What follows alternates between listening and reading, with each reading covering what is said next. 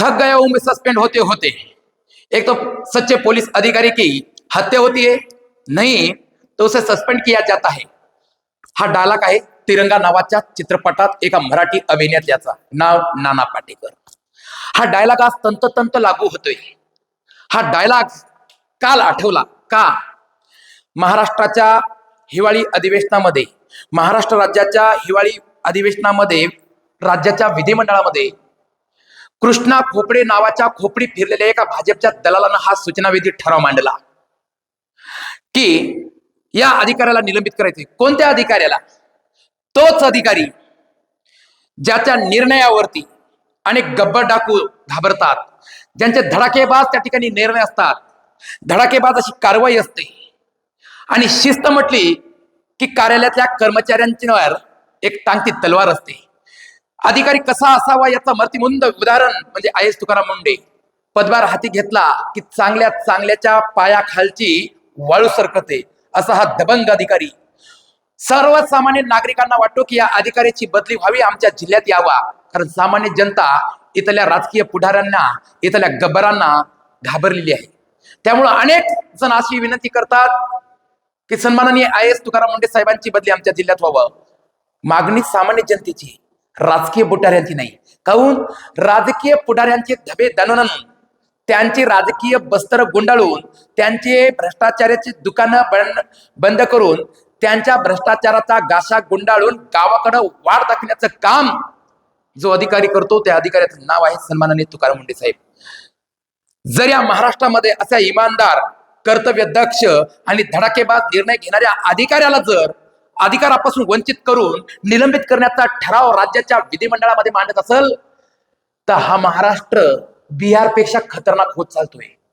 आणि भारतीय जनता पार्टीच्या आमदारांना तुकारामांचा एवढा का त्रास? कोणत्या तुकारामांचा म्हणतो? 350-400 वर्षापूर्वी इथल्या प्रस्थापित व्यवस्थेनं तुकारामची गाथा पाण्यात बुडवण्यास भाग पाडलं आणि आज या तुकारामांना निलंबित करण्याचा त्या ठिकाणी डाव आखला जातोय। मंडळी, खरा तुकाराम पचवणं इथल्या राजकीय व्यवस्थेला कधीच मान्य नाही। त्याही काळामध्ये संत तुकारामांच्या गाथा पाण्यात बुडवल्या आणि आजही या तुकारामांचा राजकीय पडद्याच्या आडून सातत्यानं विरोध होतोय। मग जनता का शांत बसते? ते म्हणतं ही जनतेची नाही, सरकारची काम आहेत। आपण आपल्या बोटाला शाही लावून यांना सत्तेच्या खुर्चीवरती बसविलं आणि याच खुर्चीचा माज हे आपल्याला दाखवितात। हा माज उतरवण्याची ताकद इथल्या मराठी माणसाच्या रगारगात आणि मनगटात आहे। अहो, जो माणूस 10वी 12वी नापास आहे, ज्याला पोलीस भरतीचा एखादा 100 मार्काचा पेपर दिला तर त्याच्यामध्ये 35 मार्क सुद्धा पडत नाहीत, असे काही आपल्याकडे आमदार आहेत, कृष्णा खोपडे सारखे, ज्याच्या खोपडीमध्ये फक्त आणि फक्त माणसाचं शेण भरलंय। असे काही लोक आहेत आणि हे लोक अशा लोकांना निलंबित करण्याची मागणी करतायत। देशातली सर्वात कठीण परीक्षा म्हणून ज्या परीक्षेकडे आपण बघतो, UPSC कडे, केंद्रीय लोकसेवा आयोगाकडे, ही कठीणाती कठीण परीक्षा उत्तीर्ण होऊन इथल्या शासकीय सेवेमध्ये रुजू होऊन आपल्या अधिकारांना धडाकेबाज निर्णय घेणाऱ्या अधिकाऱ्यांना निलंबित करण्याचा मनसुबा इथली राजकीय व्यवस्था घेत आहे। उघड्या डोळ्यानं आपण बघतोय।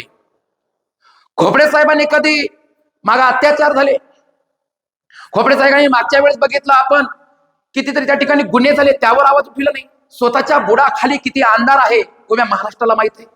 खोपडे साहेब, आपल्या बुडाखालचा जो अंधार आहे का, त्या अंधाराला तुम्हाला प्रकाशात रूपांतरित करायचंय आणि तो तुमचा प्रकाशाचा दिवा कुठंतरी मुंडे साहेब विझवण्याचं काम करत असतील, म्हणून तुम्हाला निलंबन करावं अशी दुर्बुद्धी तुम्हाला सुचली। नाही तर या वयामध्ये अशी बुद्धी सुचत नसती, आणि सुचली तर लोक आमच्या गावाकडे म्हणतात म्हातार चाळ आहे, या वयात सुचते असं आमच्या गावातले लोक म्हणतात। अहो, तुम्ही तर राजकारणातून निवृत्ती घेण्याची तुमची वेळ आली, एखाद्या तरुणाला जागा द्या, ती एखादा तरुण तरी कामं करेल। अहो, काही आमदार सुद्धा आहेत जे चांगले चांगले निर्णय घेतात, खूप चांगले आमदार असे आहेत, धडाकेबाज निर्णय घेतात, पण तुम्ही आमदार, अहो तुमचं महाराष्ट्रामध्ये आमदारकी म्हणून नाव तरी कुणाला माहिती हो? काही निर्णय घ्या। आहेत या महाराष्ट्रात अनेक चांगले आमदार आहेत जे आपले निर्णय घेतात, लक्षात घ्या। पण तुम्ही हा ठराव मांडला आणि इथं मराठी माणसाच्याच नव्हे तर या महाराष्ट्रातल्या सर्वसामान्य जनतेच्या जखमेवरती मीठ लावून रगडण्याचं काम तुम्ही केलं। काय दोष त्यांचा, काय गुन्हा त्यांचा होता? कुठली चौकशी नाही, कुठला भ्रष्टाचार ओपन झाला नाही, काही नाही, डायरेक्ट काहीतरी विधिमंडळात जायचं 2000चा फक्त तुम्हाला माहितीये का अधिवेशन भत्ता भेटतो 2000चा. हो, दुसरे तुम्हाला महाराष्ट्रामध्ये शेतकऱ्यांच्या कर्जाचे, इथल्या सर्वसामान्य जनतेचे, इथल्या रोजगाराचे, बेरोजगाराचे असंख्य प्रश्न असताना तुम्ही इमानदार आणि प्रामाणिकपणे असणाऱ्या अधिकाऱ्याला पदावरून वंचित, दूर आणि निलंबित करण्याचं त्या ठिकाणी लक्षवेधी ठराव मांडता. काय बुद्धी आहे तुम्हाला? वाटतं, लाज वाटते आम्हाला. तिथल्या जनतेनं तुम्हाला या सत्तेच्या खुर्चीमध्ये बसविलं तरी कसं? जसा ठराव मांडला ना तसं बहुमत एखाद्या दिवशी तुम्हाला कमजोर करणार आणि तुमचं सरकार अल्पमतात येणार आणि अल्पमतात येऊन जर विरोधी पक्षाने तुमच्या विरोधात अविश्वास ठराव मांडला ना साहेब, तुमच्या मुख्यमंत्र्यासहित तुम्हाला गाशा गुंडाळून घराकडे जावं लागल, लक्षात घ्या. आणि प्रत्येकाचा एक दिवस येत असतो साहेब, म्हणून असा ठराव मांडू नका. आणि एक सांगतो, युपीएससी अंतर्गत झालेला अधिकारी आहे, हे तुमच्या हातामध्ये नाही निलंबित करणं. उचलली जीभ लावली टाळ्याला, तोंड वासून यायचं आणि निलंबित करा म्हणायचं. तो काय एखाद्या जिल्हा परिषदेच्या शाळेमधला शिपाई नाही की कधी बोलवायचं कधी काढून द्यायचं. तो काय बँकेचा कर्मचारी नाही, लक्षात घ्या. तुम्ही फक्त काय करा, आपलं चॅलेंज पूर्ण करणार. मी एक 100 मार्काचा तुम्हाला पेपर देतो माझ्या क्लासेस मधून. त्या 100 मार्काच्या पेपरमध्ये फक्त तुम्ही 40 मार्क घ्या. साहेब, तुमच्या घरी मी ड्युटी करतो. साहेब, तुम्ही सांगितलेले काम मी करतो. 40 मार्क घ्या. अहो, तुम्हाला लाज वाटते? साधं महाराष्ट्राचं राज्यगीत येत नाही, सोडून द्या देशाचं राष्ट्रगीत येत नाही तुम्हाला. गणपतीच्या आरती सारखं जय देव तसं जय जय करता तुम्ही. बघितलं नाही का विधिमंडळ तुमच्या? आम्ही फोटो व्हिडिओ बघितले ना. आणि मुख गिळून बसल्यासारखे बसता आणि जिथं नको तिथं तुम्ही आवाज उठविता.